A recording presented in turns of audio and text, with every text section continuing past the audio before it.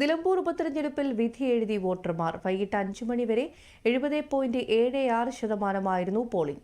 ആദിവാസി മേഖലയിലടക്കം മികച്ച പോളിംഗാണ് രേഖപ്പെടുത്തിയത്. തിങ്കളാഴ്ചയാണ് വോട്ടെണ്ണൽ.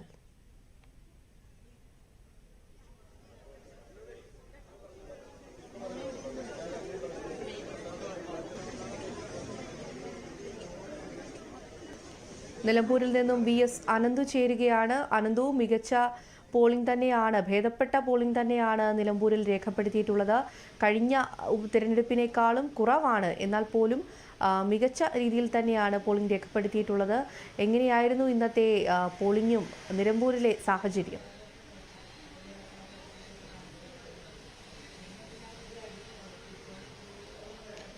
സൈമ, നിലമ്പൂർ വിധി എഴുതി കഴിഞ്ഞിരിക്കുകയാണ്.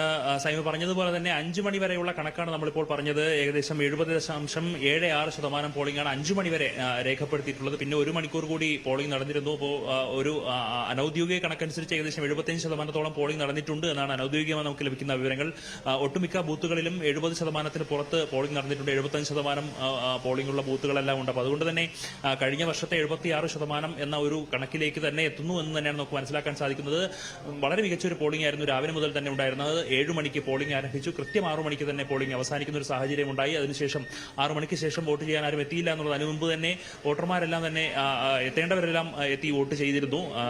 യാതൊരുവിധ അനിഷ്ട സംഭവങ്ങളും ഇല്ലാതെ വളരെ സമാധാനപരമായി നടന്ന ഒരു തെരഞ്ഞെടുപ്പാണ് എന്നുകൂടി നമുക്ക് പറയാൻ സാധിക്കും. ഒരിടത്ത് ഉണ്ടായ ഒരു ചെറിയ സംഘർഷം ഒഴിച്ചാൽ പൊതുവെ സമാധാനപരമായിരുന്നു. രാവിലെ ഒരു 4 ബൂത്തുകളിൽ ചെറിയ വോട്ടിംഗ് മെഷീന്റെ പ്രശ്നങ്ങൾ ഉണ്ടായിരുന്നു. അതെല്ലാം പരിഹരിച്ച് മുന്നോട്ട് പോയി. അല്ലാതെ നോക്കുകയാണെങ്കിൽ പൊതുവെ സമാധാനപരവും പൂർണ്ണവുമായ ഒരു തെരഞ്ഞെടുപ്പായിരുന്നു ഉണ്ടായിരുന്നത്. രാവിലെ തന്നെ പ്രധാനപ്പെട്ട സ്ഥാനാർത്ഥികളെല്ലാം രാവിലെ തന്നെ വോട്ട് ചെയ്തു.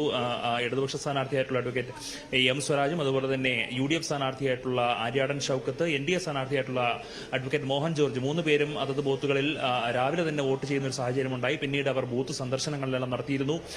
മഴയെ വകവയ്ക്കാതെ തന്നെ വോട്ടർമാർ ബൂത്തുകളിലേക്ക് എത്തുന്ന കാഴ്ചയായിരുന്നു രാവിലെ മുതൽ തന്നെ നമുക്ക് കാണാൻ സാധിക്കുന്നു. ഉച്ചയോടുകൂടി തന്നെ ഏകദേശം 46% വോട്ടുകൾ പോൾ ചെയ്തിരുന്നു എന്നുള്ളൊരു കണക്കാണ്. പിന്നീടാണ് ചെറിയ രീതിയിലുള്ള ഒരു മന്ദഗതിയിലേക്ക് വോട്ടിംഗ് മാറിയത്.